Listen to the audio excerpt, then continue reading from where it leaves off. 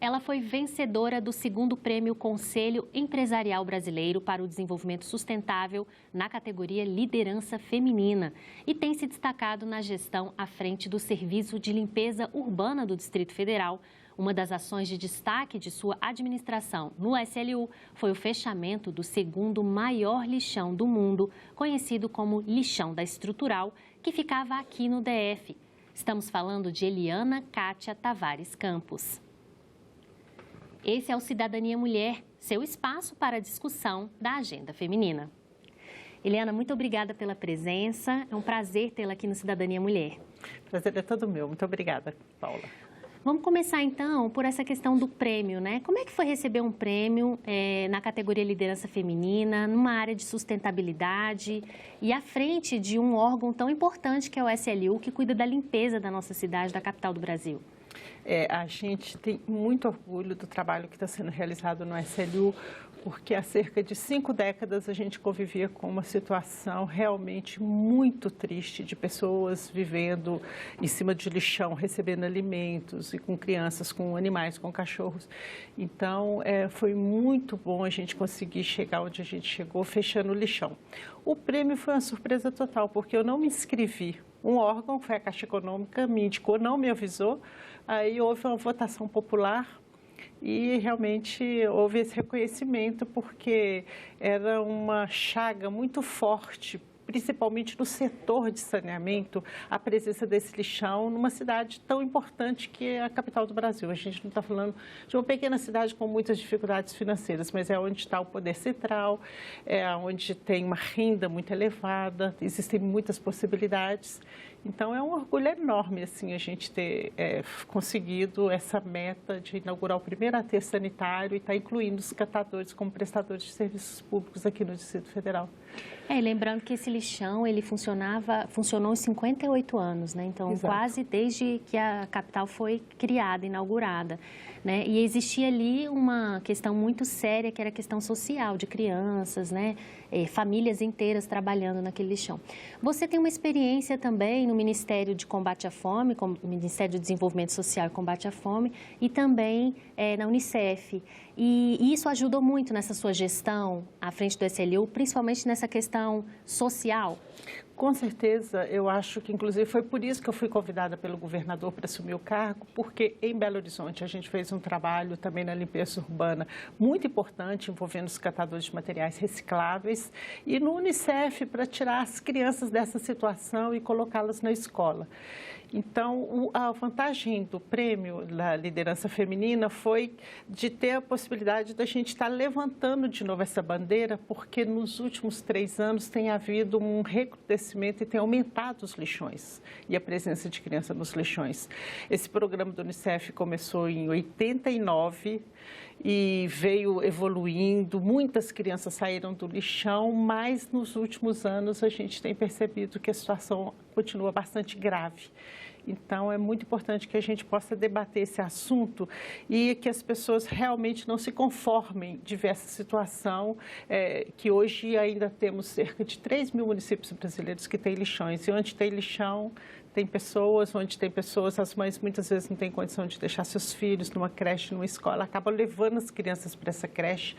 Então, assim, eu fiquei feliz de a gente, com esse prêmio, ter possibilitado dar um pouco mais de visibilidade novamente a essa questão. Acho que nós temos que ter uma campanha nacional no Brasil, assim, vamos fechar os lixões. Mesmo os municípios pequenos podem trabalhar de forma consociada com outros municípios e colocar as crianças aonde que elas devem estar, que é no lazer e na sua casa.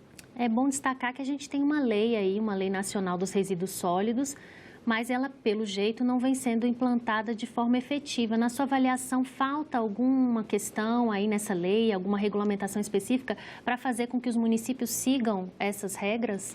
Paula, acho que tem 3 coisas. Uma, a lei da política nacional é muito boa, ela é muito moderna, ela permite cada vez mais a gente incluir os catadores, capacitar os catadores para serem incluídos.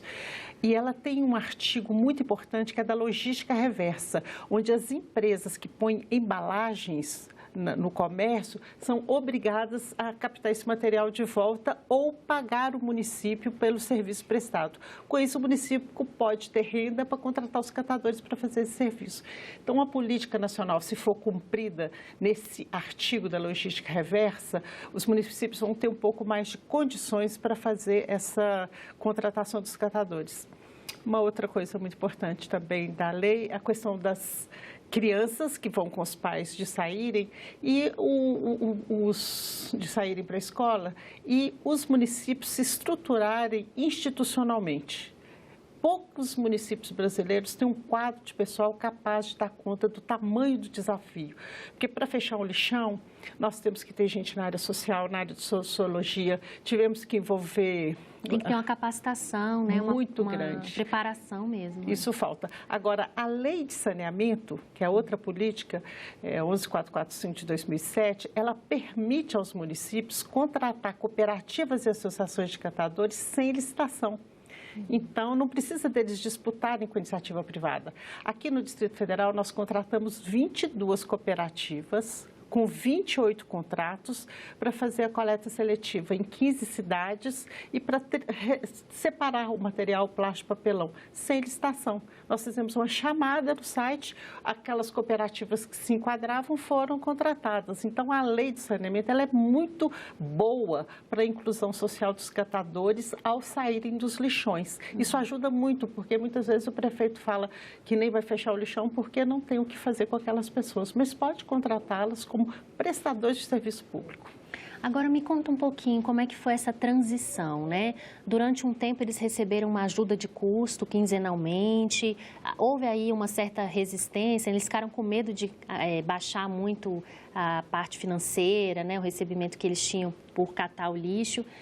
Conta um pouquinho como é que foi essa transição, teve que ter um pouco de sensibilidade aí para poder fazer isso dar certo, né? Muita sensibilidade, houve muita oposição, não só de alguns catadores, mas de pessoas que viviam explorando aquelas pessoas ali, comprando por um preço baixíssimo o material e vendendo por um preço maior. E mesmo às vezes da sociedade, a gente ainda teve alguns problemas também, da comunidade, do entorno, com medo de as pessoas ficarem sem trabalho ali na cidade estrutural. Então, houve realmente muitas reações, mas ao mesmo tempo, o governo se preparou com várias áreas do conhecimento. Se a gente tivesse ficado só com o SLU, provavelmente a gente não teria fechado o lixão, porque entrou a Secretaria de Saúde, fizemos exames de saúde em 1.084 catadores. Agora estamos fazendo uma caracterização daquelas famílias que moram ali ao redor do lixão e o governo está construindo um conjunto habitacional linear para atender aquelas famílias, porque elas invadiram uma área menos de 300 metros do nosso Parque Nacional. Tem uma ação judicial para tirá-las dali, mas deixá-las próximo daquele local onde elas já trabalham, onde tem seu estudo. Então, a complexidade para fechar o lixão, ela é muito grande. São vários órgãos envolvidos e eu tenho certeza que aqui no Distrito Federal a gente só fechou o lixão porque foi uma prioridade do governo, envolvendo todos esses órgãos. A bolsa que nós demos para compensar a renda perdida, claro, porque no lixão a pessoa trabalha 10 horas, 12 horas e consegue tirar um valor bem maior, porque ali ele tem muito lixo pela frente e escolhe. Já nos galpões, a produção é menor, a população ainda não está fazendo a separação muito adequada dos resíduos. Agora, além dessa bolsa transitória que ainda não acabou, a gente está renovando por mais 6 meses, uma bolsa de R$360, o SLU nos contratos paga para cada tonelada que eles triam, R$300 em média. Varia entre 250 e 350. Então, eles triam, vendem o material e o SLU ainda paga pelo aquele material porque ele não foi aterrado. Com isso, o nosso aterro vai ter uma vida útil maior, esse material não vai poluir o meio ambiente e volta para a indústria e a gente acha justo que eles recebam esse valor. Então, hoje eles já estão recuperando a renda deles, mas é um processo lento, porque trabalhar de forma isolada no lixão, cada um chegando e saindo na hora que queria, agora tem que chegar no horário certo, o caminhão chega, descarrega o material. Então, assim, é uma realidade muito diferente e eles estão com muita dificuldade de absorver essa nova realidade, de trabalhar de forma mais organizada. Está todo mundo aprendendo. Nós, da SLU, também estamos aprendendo. Mas estamos aprendendo e andando cada mês que passa, melhora alguma coisa. Então, assim, vale muito a pena. Aprimorando, né? É. Eliana, fala um pouquinho da sua vida profissional. A sua formação é engenharia ambiental, né? E também toda a sua formação, como é que foi chegar a esse ponto de liderar um órgão como esse, que não é um órgão muito comum para uma mulher estar à frente, né? A gente, ao longo da história, não vê, mas hoje em dia os espaços para as mulheres estão sendo ocupados cada vez mais em qualquer lugar. Que bom. E então, como é que foi chegar até aqui? Conta um pouquinho da sua história para a gente. Na verdade, eu fiz engenharia civil na Universidade Federal de Minas Gerais, mas eu sempre tive uma tendência social muito grande, sabe? Eu, nas obras, ficava procurando saber se tinha material para saúde, se eles estavam bem protegidos, se tinha alguns medicamentos ali para algum ferimento. Então, sempre eu tive um viés social de olhar para as pessoas que estavam trabalhando na engenharia e querer saber um pouco mais da vida delas. E aí eu trabalhei com resíduos durante um bom tempo, desde que eu me formei, fazendo projetos para os municípios, e depois eu fui assumir a limpeza urbana de Belo Horizonte. E lá eu percebi que os catadores de materiais recicláveis tinham uma vida totalmente a par da prefeitura. A prefeitura disputava com os catadores o material da coleta seletiva e usava a expressão até que eles roubavam o material da prefeitura. E desde que eu entrei lá, eu falei, não, eles não roubam, eles ajudam a gente a não aterrar esse material. Então, fizemos um trabalho muito bonito em Belo Horizonte, tanto com os garis da limpeza urbana como os catadores.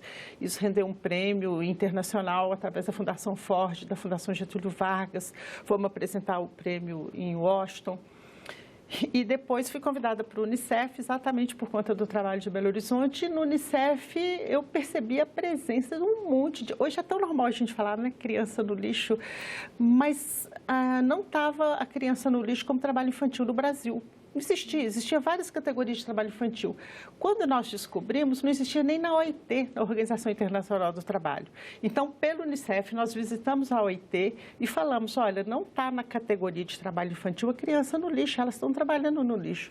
A partir daí, a OIT incluiu a criança como trabalho infantil no lixo e, mais ainda, como das piores formas de trabalho infantil. E aqui no Brasil também. Na época, aqui no Brasil, estava tendo a Bolsa Escola, não era ainda a Bolsa Família, e aí houve uma procura mesmo dessas crianças trabalhando no lixo. E a engenharia também, que é a minha área, eu sou engenheira, a gente ia para fazer um aterro sanitário e os nossos colegas não percebiam que tinha catadores, só fazia outro aterro. Então, nós envolvemos todos a categoria de engenheiros e, com isso, nós criamos, pelo Unicef, o Fórum Nacional Lixo e Cidadania e a campanha Criança no Lixo Nunca Mais. Porque aí foi uma forma de envolver a área técnica, que é mais assim, de fazer os projetos de engenharia, com a questão também social. E hoje não tem um congresso de engenharia que você vá no Brasil que você não vê um catador lá dando uma palestra, porque ele virou uma pessoa que faz parte do saneamento básico no Brasil, ou como autônomo nas ruas, ou organizados em associações ou em cooperativas, mas eles fazem parte do saneamento, eles ajudam a desaparecer com o lixo que está na rua. Aqui no Distrito Federal é muito grande o número de catadores autônomos, isso no Brasil inteiro. Então, a gente tem oficialmente a coleta seletiva feita pelos governos, mas tem uma outra coleta seletiva que você não enxerga e não está nos números, que é uma que fica ocorrendo, que os catadores avulsos vendem para os atravessadores, que vendem para as indústrias, e com isso nós temos um trabalho fantástico da categoria de catadores. O catador, ele teve uma visibilidade muito maior com essa lei dos resíduos sólidos, né? Muito. Então, ele se tornou uma figura totalmente importante e destacada nisso, né? Deu um valor também aí. A lei de saneamento fala que a gente pode contratar associações cooperativas dispensada a licitação, desde que constituída por pessoas de baixa renda e que aquela cooperativa seja reconhecida pelo poder público.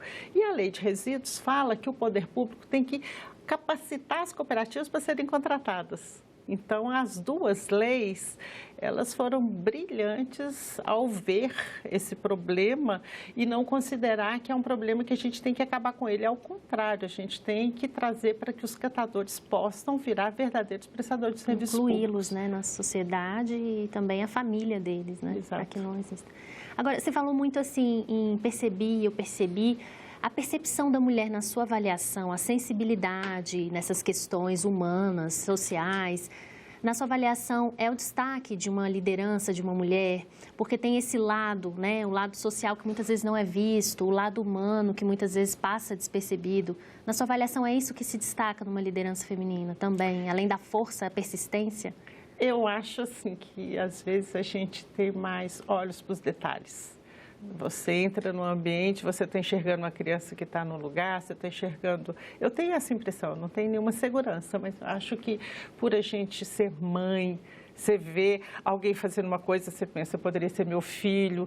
Então, eu tenho uma sensação que a gente consegue ter um olhar mais humano para o que está no seu entorno, assim, sabe? De numa obra. Eu ia numa obra ainda como estudante de engenharia e via que muitas vezes os trabalhadores da obra estavam sem equipamentos, com camisa aberta, de uma forma, assim, pouco cuidada, sabe? Sem profissionalismo, cada um levando a sua marmita, esquentando num tijolinho no chão, sem a empresa se preocupar em dar aquelas condições para a pessoa. Em Belo Horizonte, por exemplo, na época que eu assumi a limpeza urbana, os garis comiam debaixo dos viadutos, abriu as pernas assim, punha 2 tijolinhos e esquentava a marmita. O que é um gari? É um gari que a metade era funcionário público do governo de Belo Horizonte e a outra metade era contratado pela iniciativa privada, comendo na rua como se fosse um mendigo. Isso ocorria no primeiro ano que eu assumi a limpeza, mas não é possível, nós vamos ter que construir. Aí fomos para os parques, para as escolas, conseguindo espaços para que essas pessoas, durante o horário da refeição, tivessem um pouco mais de condições de ter mais humanidade durante a sua refeição. Agora, sim, eu fiz matéria já no Lixão da Estrutural, na época que funcionava, entrevistei algumas pessoas, soube de relatos de pessoas que cortaram a mão e morreram até por infecção, porque estavam catando lixo lá, vi muita criança.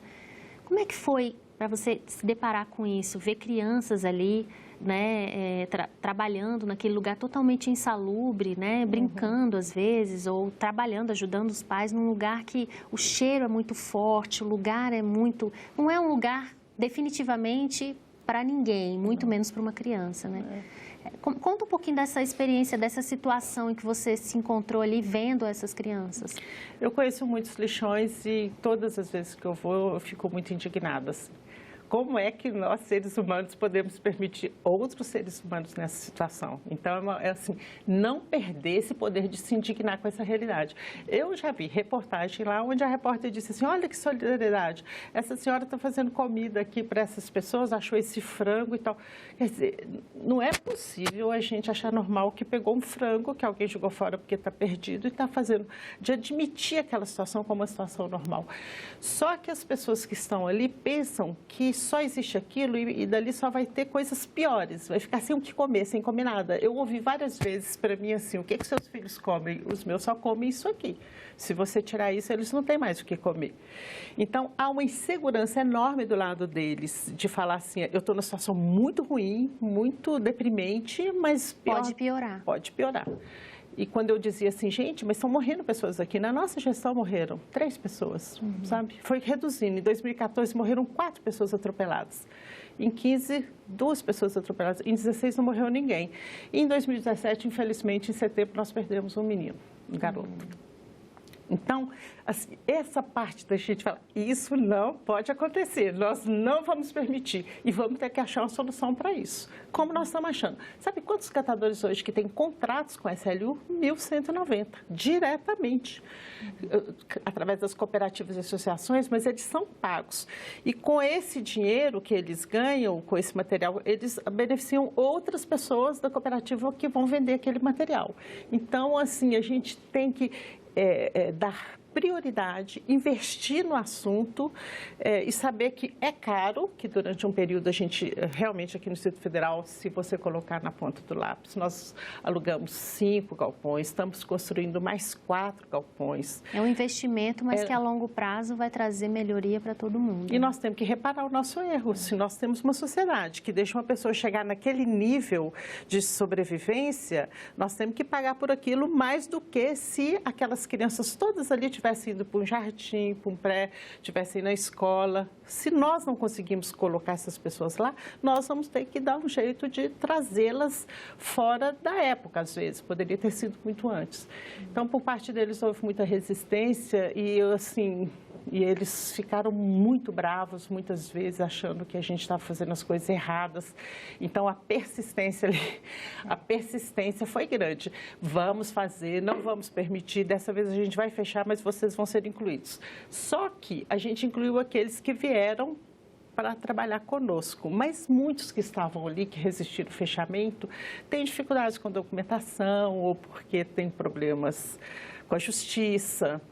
Ou outros assuntos que não os permitiram vir para os galpões. Então, é um problema muito grave. No início, a gente teve um aumento da criminalidade ali na região, já está normalizando de novo, porque aquelas pessoas que não podem entrar num grupo para trabalhar e receber e mostrar a carteira de identidade e tal... Então, estão excluídas ainda. Né? Então, estamos nesse processo junto, por isso que eu te disse que é um assunto que tem que envolver todo o governo, porque a SEDEST está fazendo um trabalho espetacular, com cesta básica, é muito interessante, sabe, assim, dando essas cestas básicas, pagando essa bolsa de compensação financeira, fazendo um trabalho lá de recuperação das pessoas que ficaram mais prejudicadas, que não conseguiram se inserir no mundo oficial, porque esses 1.190 que têm contratos, eles têm horário, tem toda a documentação, tem que assinar que chegaram no trabalho, que saíram, no final do mês tem que dividir o recurso advindo daquela venda.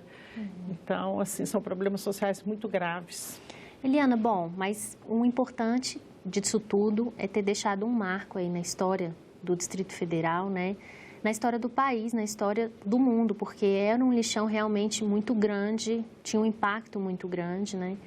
E assim, como é que você se sente sendo aí a executora disso, né? E a persistência, nesse caso, teve que ser preponderante para dar certo. Como é que é a sensação de deixar um marco histórico na sua vida de carreira profissional e também de uma cidade e de uma população que vai ser beneficiada? Eu acho que o mérito, assim, o nosso dirigente, o governador, ele, quando me convidou, disse assim, nós vamos fechar, nós vamos abrir o aterro, nós vamos incluir os catadores e nós vamos ser referência em limpeza urbana no Brasil. Na situação que está, a gente virar uma referência vai ser muito difícil, mas por incrível que pareça, a gente virou a referência, o mérito é tanto do governo como dos nossos secretários, foram 17 secretarias envolvidas, DETRAN, para tirar carro queimado, roubado, a questão da criança, da violência, do uso de drogas. E tinham 11 caminhões rodando lá dentro, sem farol, sem freio, sendo dirigidos por crianças. Então, isso não foi o SLU que foi lá e resolveu. Isso teve...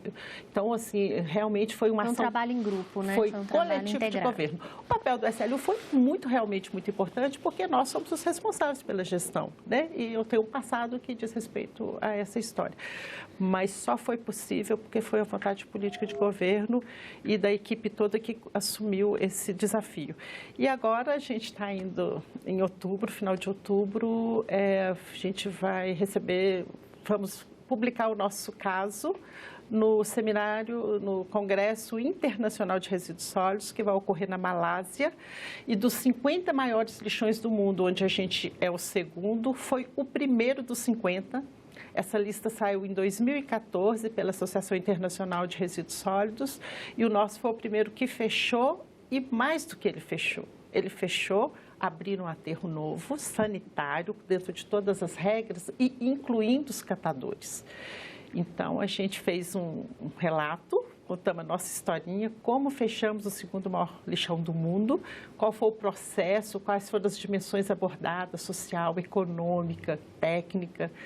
E num SLU que não tem concurso desde 1990, e a gente com pessoas que precisávamos de ter muito mais gente para fazer o que a gente fez, e vamos apresentar como um case mundial. Então, isso para nós é uma satisfação assim, muito grande, porque inclusive já tem outros países ligando, pedindo informações de como que fez aquilo, como é que faz a determinada coisa. Então, assim, tem sido um trabalho que a vantagem dele é, além de a gente mudar a cara de Brasília, que era uma chaga, uma coisa muito triste que a gente tinha aqui, a gente está ajudando e vamos divulgar agora o trabalho.